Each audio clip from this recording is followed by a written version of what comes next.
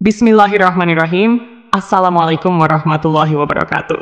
Syukur Alhamdulillah kita bisa berjumpa lagi di channel ini. Sholawat dan salam selalu dan tetap tercurahkan kepada junjungan kita Nabi besar Muhammad Shallallahu Alaihi Wasallam. Allahumma sholli ala Sayyidina Muhammad. Harapan dan doa saya, semoga saudaraku semuanya selalu diberikan kesehatan, dilapangkan rezekinya, diampuni dosa-dosanya, dan dipanjangkan umurnya. Amin ya Rabbal Alamin. Sahabat beriman yang dirahmati Allah, dalam 5 rukun Islam, salat adalah rukun pertama yang wajib dikerjakan. Ibadah salat juga merupakan tiang agama. Salat adalah kewajiban bagi setiap umat Islam sebagai bukti kecintaan kita kepada Allah. Ada 5 waktu salat wajib yang tidak boleh ditinggalkan, yaitu salat subuh, zuhur, asar, maghrib, dan isya. Jika ditinggalkan, maka akan mendapatkan dosa besar. Meskipun berada dalam kondisi yang tidak memungkinkan, salat adalah hal yang wajib dikerjakan. Meskipun tidak bisa berdiri, maka dibolehkan untuk duduk. Jika tidak bisa duduk, maka diperbolehkan berbaring, bahkan bisa dikerjakan dengan hati. Karena itu, sangatlah tidak logis apabila seseorang mengaku beriman kepada Allah, namun meninggalkan ibadah yang berfungsi sebagai tiang agama. Di berbagai dalil Al-Quran maupun hadis, Allah Subhanahu wa Ta'ala serta Rasulullah Shallallahu Alaihi Wasallam telah menetapkan dengan jelas mana salat yang wajib dan sunnah. Namun meskipun demikian, masih banyak yang menyepelekan salat. Rasulullah Shallallahu Alaihi Wasallam bersabda, "Inti dari segala perkara adalah agama Islam, dan tiang penopangnya adalah salat." Hadits riwayat Tirmidzi. Meskipun salat merupakan tiang agama, namun bagi segelintir muslim saat ini, kedudukan tersebut kerap kali dianggap enteng. Alhasil, salat yang seharusnya mampu mendatangkan pujian dari Allah justru berubah menjadi ibadah yang sangat dibenci oleh Allah dan Rasul-Nya. Bagaimana tidak, esensi utama dalam salat adalah mencari ketenangan dan kekhusyukan. Mengerjakan salat harus dengan ketenangan dan kekhusyukan, atau yang biasa disebut dengan tumakninah. Salat tanpa tumakninah bisa menghilangkan ruh dari salat itu sendiri. Parahnya, salat yang seperti cacing kepanasan atau terburu-buru tanpa menyertai tumakninah sering terjadi di sekitar kita. Ada hadis yang perlu kita ketahui, di mana Rasulullah pernah mengibaratkan orang yang salat tanpa tumakninah sama dengan kejahatan seperti seorang pencuri. Rasulullah Shallallahu Alaihi Wasallam bersabda, "Sejahat-jahat pencuri adalah orang yang mencuri dari salatnya." Para sahabat bertanya, "Wahai Rasulullah, bagaimana dia mencuri dari salatnya?" Beliau menjawab, "Orang yang tidak menyempurnakan rukuk dan sujudnya." Hadits riwayat Ahmad. Kondisi yang dijelaskan dari hadis ini ternyata berangkat dari pengalaman Rasulullah bersama para sahabat. Hari itu, setelah Rasul selesai salat berjamaah, tiba-tiba seorang laki-laki masuk ke dalam masjid dan langsung mengerjakan salat sendirian. Anehnya, ketika salat, laki-laki itu melakukan gerakan rukuk dan sujud tanpa disertai jeda. Melihat hal itu, Rasulullah kemudian berkata di hadapan sahabatnya, "Apakah kalian menyaksikan gerakan salat laki-laki tersebut? Barang siapa yang semasa hidup melakukan salat seperti itu, maka dia meninggal tidak dalam keadaan Islam."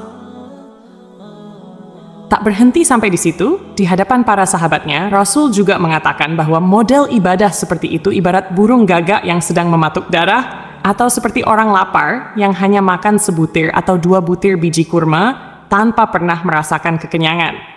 Dalam buku Agar Sholatmu Makin Khusyuk, karya Syekh Muhammad Sholeh Al-Munajid, dijelaskan bahwa salah satu dosa orang yang mengerjakan salat adalah tidak memperhatikan rukun salat, yaitu tumakninah.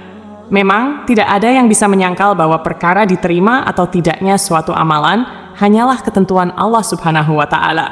Tetapi, sebagai umat muslim, kita juga harus mengetahui bahwa ibadah-ibadah yang telah ditetapkan rukunnya tak bisa diubah atau dilanggar.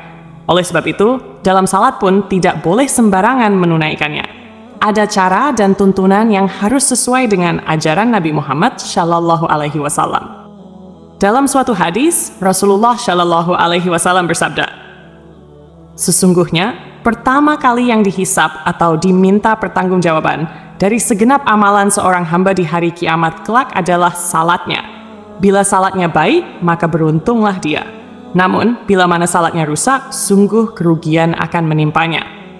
Rajin menjalankan salat tentu merupakan hal yang sangat baik dan mulia, namun tidak serta-merta menjamin seseorang menjadi hamba yang dekat dengan Allah Subhanahu wa Ta'ala. Lalu, Siapakah orang-orang yang rajin salat, namun justru jauh dari Allah? Dan seperti apa ciri-cirinya? 1. Orang yang lalai dalam salat. Sekalipun salat merupakan tiang agama, ternyata ada jenis salat yang sangat dibenci oleh Allah, yaitu salat yang dikerjakan dengan lalai. Pada hari kiamat nanti, ada banyak orang yang membawa salatnya kepada Allah, lalu salat mereka dilipat-lipat seperti pakaian yang kumal, kemudian dilemparkan ke wajah mereka. Allah tidak menerima salatnya. Bahkan ada yang celaka dengan salatnya, sebagaimana firman Allah dalam surah Al-Ma'un ayat 45. Maka celakalah bagi orang-orang yang salat, yaitu orang-orang yang melalaikan salatnya. Rasulullah Shallallahu Alaihi Wasallam juga pernah bersabda, akan datang pada umat Muhammad suatu zaman, banyak orang yang merasakan dirinya salat, padahal mereka sebenarnya tidak salat.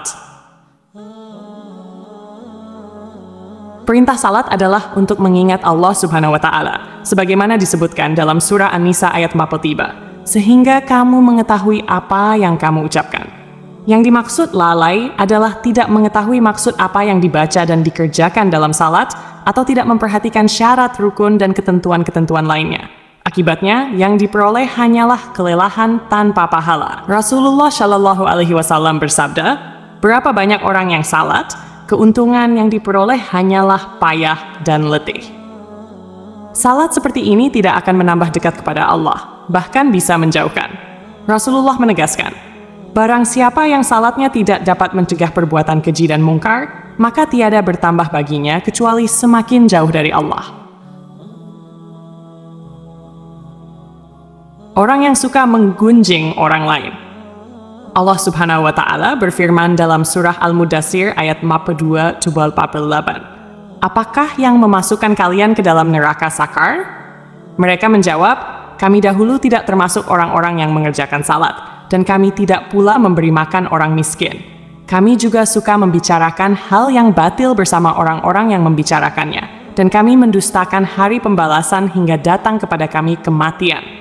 Dalam ayat ini, salah satu penyebab seseorang masuk neraka adalah suka membicarakan kejelekan orang lain. Orang yang salat, namun suka membicarakan aib orang lain, akan ditempatkan di neraka sakar. Allah melarang perbuatan ini, sebagaimana firman-Nya dalam surah Al-Hujurat ayat 12. Wahai orang-orang yang beriman, jauhilah banyak dari prasangka, karena sebagian prasangka itu dosa. Janganlah mencari-cari kesalahan orang lain, dan janganlah menggunjing satu sama lain. Adakah seseorang di antara kalian yang suka memakan daging saudaranya yang sudah mati? Maka tentulah kalian merasa jijik kepadanya. Bertakwalah kepada Allah, sesungguhnya Allah Maha Penerima Taubat lagi Maha Penyayang.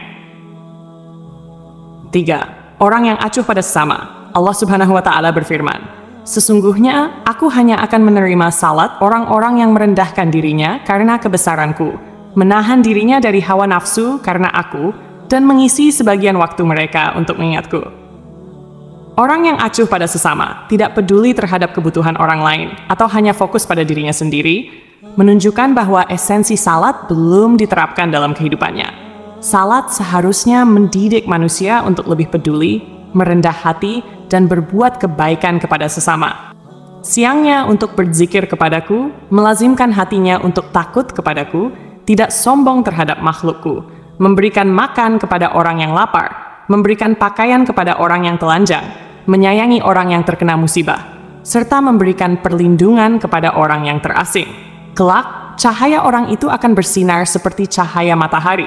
Aku akan berikan cahaya ketika dia dalam kegelapan, aku akan berikan ilmu ketika dia tidak tahu. Aku akan lindungi dia dengan kebesaranku, dan aku akan suruh malaikat menjaga dirinya.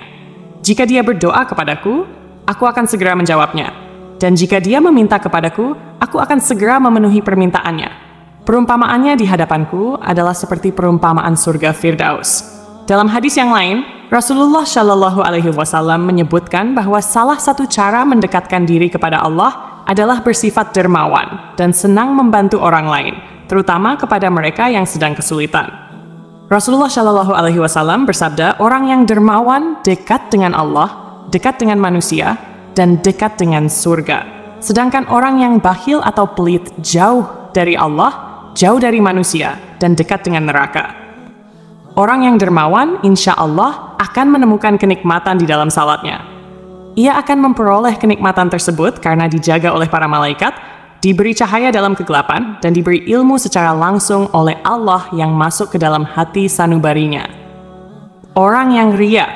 Sebab pertama yang mampu menjerumuskan seorang ahli ibadah sehingga mendapatkan azab, bahkan menjadi penghuni neraka, adalah sifat ria.